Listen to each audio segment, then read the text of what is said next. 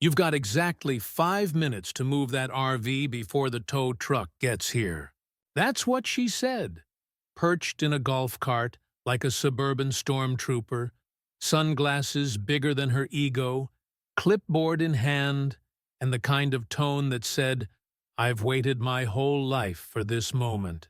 I was still holding my morning coffee when she dropped the line. She thought she was starring in some HOA reality show.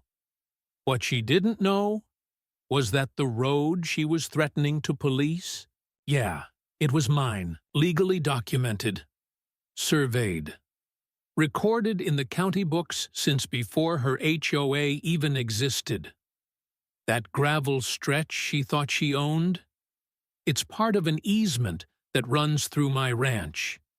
And her little pastel dictatorship? About to crumble under the weight of one simple truth. But let's rewind.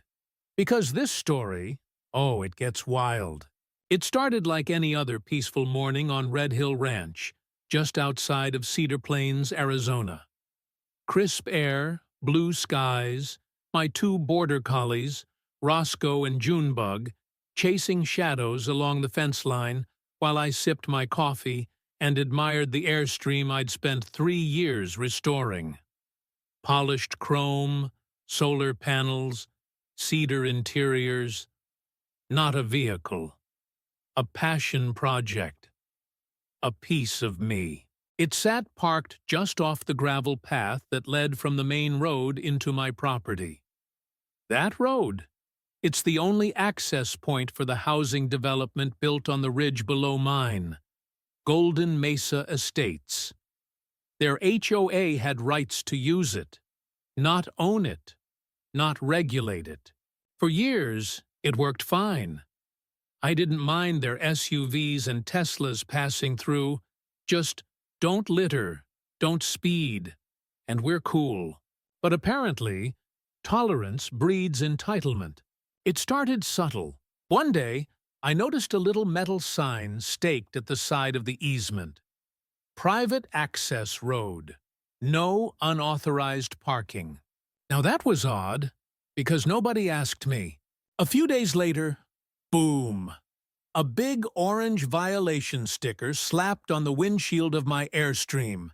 Said it would be towed in 48 hours. At first I laughed. Honest mistake, right?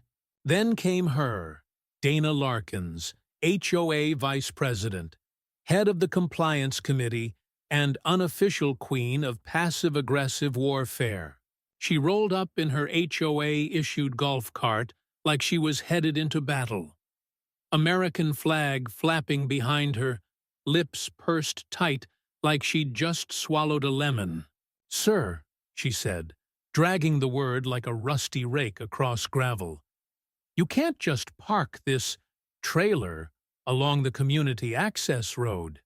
It obstructs visibility. It's a fire hazard. It violates Section 4B of the HOA parking bylaws." I looked her dead in the eyes and said, "Dana, that's not your road. It's part of my ranch. Legally recorded easement. County file number's right here if you'd like to check." She scoffed, like I'd just told her the moon was made of barbecue ribs. "This entire road is maintained and enforced by Golden Mesa Estates," she snapped. "We've invested HOA funds into its upkeep, and your vehicle is in violation." "Oh, I've got something better than a violation handbook," I said, and went inside to grab the binder. Inside was my grandfather's original deed, property map, easement paperwork, county seal. It was solid. "But Dana," she didn't even look at it. "That RV is blocking a fire lane," she insisted. "We already have board approval to tow it." That's when I realized something deeper was going on. This wasn't about visibility or fire codes. This was about control. See, Dana had been pushing an agenda. Her and a few HOA board members had a plan. They wanted to pave the road, dress it up, extend curb appeal for higher property values. And the only thing in their way? my land, and I wasn't about to roll over and let some vinyl-fenced suburbia take over my ranch.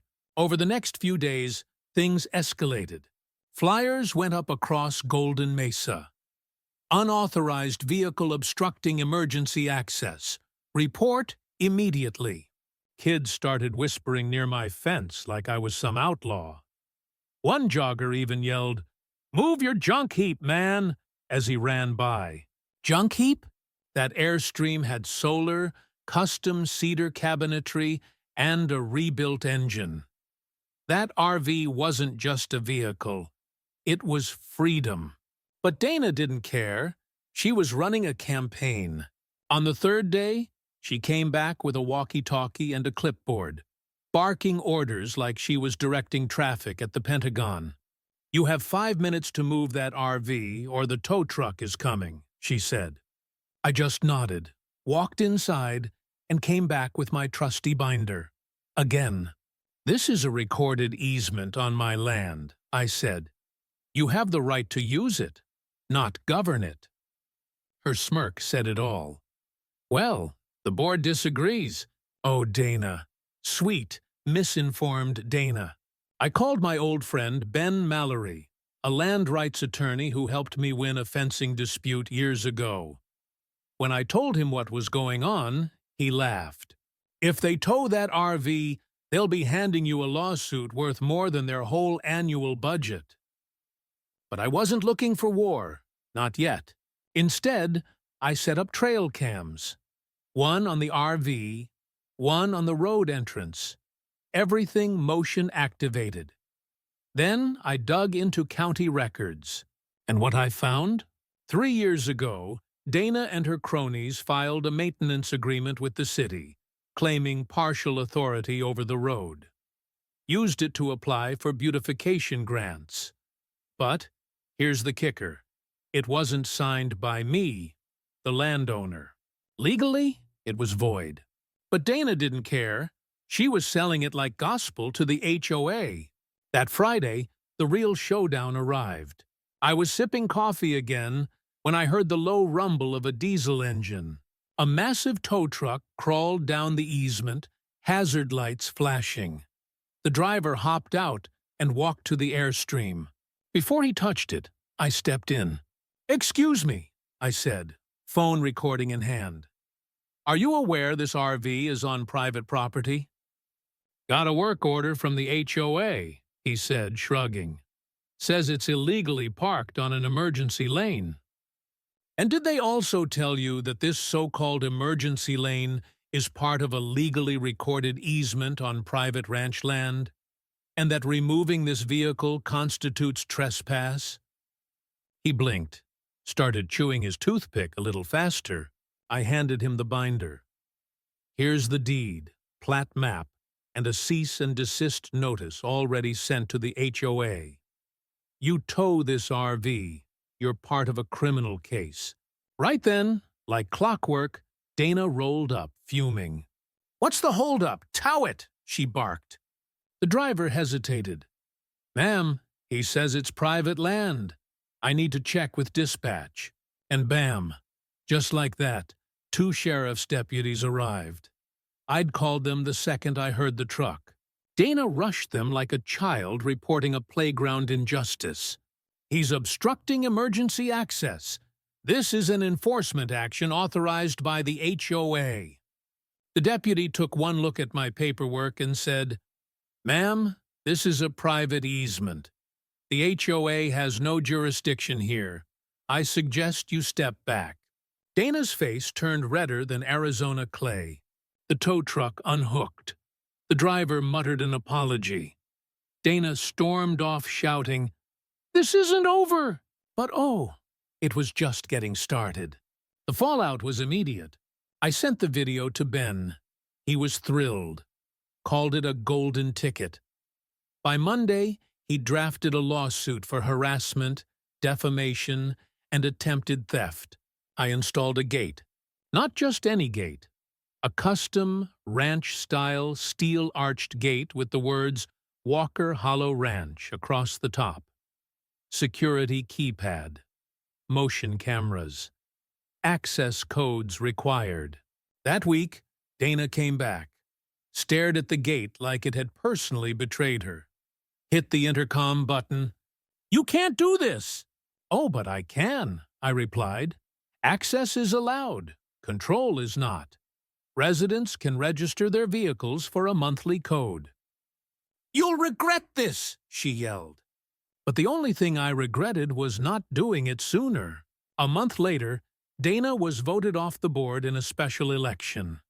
Turns out, dragging the whole HOA into a legal firestorm wasn't good for PR. Some neighbors apologized. Others brought pie. One even said, "I didn't realize you weren't in the HOA.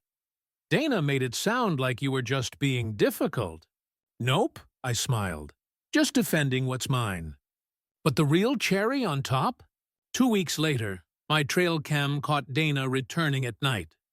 No cart, no clipboard, just her, holding a piece of paper.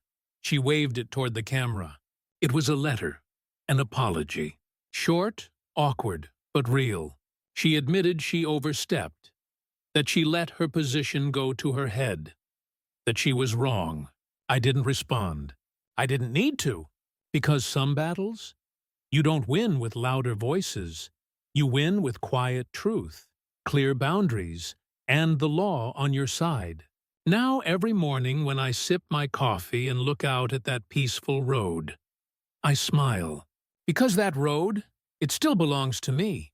And Dana? She's just another reminder of what happens when power goes unchecked and someone finally says, "Enough."